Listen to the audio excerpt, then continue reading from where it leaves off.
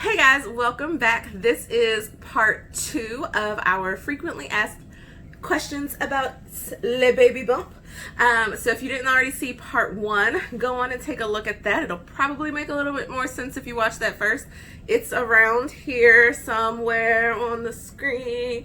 There's also a link to it down in the description box, so go check that out and then come on back over here and check out part 2. Number 6, how are you feeling? So I feel great. Pregnant. I feel pregnant. I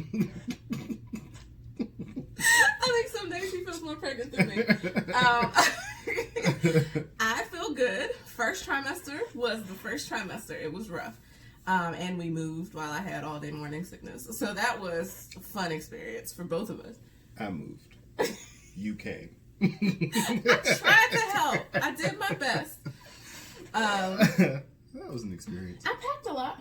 You did. You did. In the middle of the night when I was during those midnight hours when I was not where I felt good. But yeah, I feel great. I don't feel pregnant, like, except for when I know something's happening inside. Like the baby, I'll feel really uncomfortable and things will hurt and ache, and it'll feel, I think it's my body preparing to expand, because I'll either wake up in the morning and my belly will be bigger, or I'll be losing my belly button, that's what he thinks is going to happen one day. That's just going to pop out. So we're currently on belly button watch over here to see when it's going to pop. But no, feel good. How you feel? Pregnant? Yeah, pregnant. I don't know. He's having a bit of a sympathetic pregnancy. What? Like, I don't know. What? I feel like me. I don't know. I feel like me too. Well, I actually feel like a birthing creature. Like, in movies when things will turn into like something else and it's like, and like spines will start coming out of the back, and like, that's what it feels like some days, that I'm turning into like a birthing creature. I've acknowledged that my body is not my own. See, so I never have those days. Never have them. No one. So, but yeah, other than feeling like I'm morphing into a birthing creature, I feel great. So yeah. Are you having any cravings? I would have said no, but I think yesterday we realized that maybe yes. I'm more so having things that I just am able to eat and things I am not able to eat or want to eat. I have very little interest in most food these days, which makes it difficult because my appetite is increasing on an almost daily basis at this point. We're 21 weeks. Mm-hmm. But yeah, no, I think I was craving cheeseburgers, fried chicken, and crab or lobster. Those were the big cravings. Right. And I have satisfied all of them. So that one day, didn't you satisfy them all? No, the lobster. No, and I didn't have the chicken until yesterday. Okay. Yeah. Okay. So in the last few weeks, I have satisfied all of them. And otherwise, there's just stuff that I'm like, I'll eat that, and other things that I'm like, please don't make me shove that in my face. The baby and I had a negotiating period of a few weeks where I had to promise fruit or something. Like, if you let me eat this healthy plate of food, then I'll give you some cherries or some watermelon. That was working pretty well. And now I can eat vegetables. I just have to eat what I want, even if it's repetitive. I've made no such promises.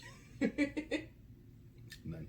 And when I do get the cravings for the bad things, which are not cravings, just stuff I want and that might be bad that normally I would say I'm not going to eat, but it's what I want, so I'm going to eat it. This guy gets the benefit. Yeah. All right, are you having any cravings? Depends. You having any cravings? Good husband. What would you like? What would you like? Yes, I want that too. As long as it's not shellfish. Right. Or fish. He can't eat he didn't have the lobster with me. All right, number 8, are you going to work and do daycare, or are you staying home? This one is, we don't know. Plan to stay. I would love to stay home. That's going to work and stay at home. Yeah, I was going to say it's both, kind of. Like, I currently work from home, primarily, as does Daniel. So, yes. That's the answer to the question. Daycare, probably not. Only way I could see us doing daycare, and there's nothing wrong with it, would be if some amazing opportunity came along for me. I have one in mind that I'd be willing to work for. But yeah, otherwise, no, we will care for the baby during the day as well. Next question. There we go. Number 9, are you going to breastfeed? I'm not. Are you sure? You know there's those things. I'm not going to wear a Manny thing. I'm not. But it helps you bond with the baby. Okay. I'll have plenty of time to bond with the baby. I'm not wearing a moob. I'm not going to wear a moob. Don't buy him a moob. If he says he's not going to wear it, don't buy it thinking he's going to wear it. Because I know that some of you would do that. Don't send one to our house, please. He won't wear it. It'll be a waste of your money. Get Jeremiah to wear it. No. So yes, planning to breastfeed. That's the plan.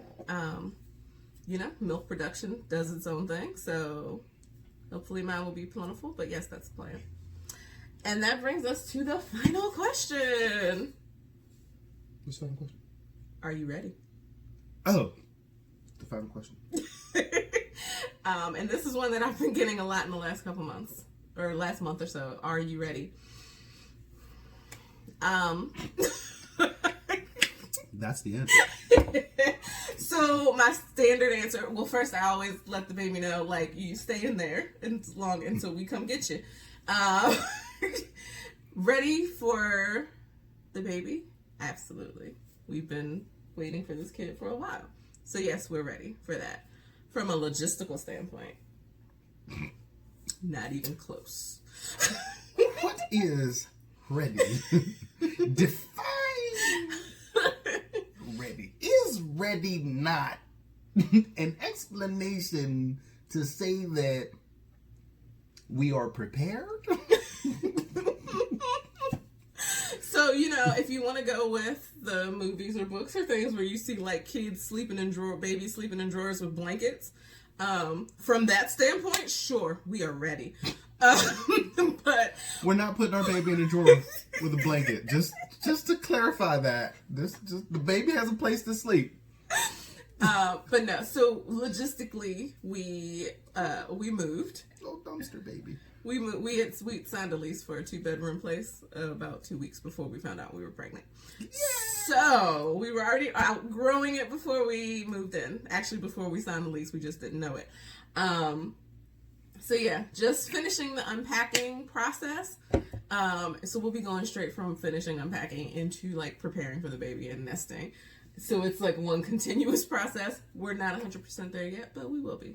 The space is there in the room. Mm-hmm. We cleared. We have the space. We kind of know where we're putting everything.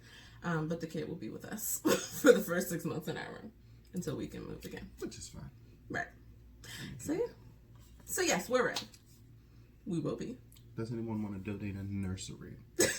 I mean, like the physical room. I was going to say to tack one to the outside of the building. The stuff, but the room. Well, you say that there are going to be a lot of volunteers because people are going to want to take the baby. No. They're like, yes, I have a room in my house. I promise you. Let's switch houses. We can switch houses. House swap. If you really want to help, swap houses for a while, for about 6 months, and then we'll let you have your place back. So yeah, but that's, I think, all of the big questions we've been getting. Mm-hmm. So if you have any other ones, feel free to comment below this video, and we will answer them for you. Either in the comments or we'll do another video if there's a bunch of them. And we will, we'll be back to talk about some other stuff. So thanks for watching. This has been Talking with the Tates. We're the Tates. See you in the next one, guys.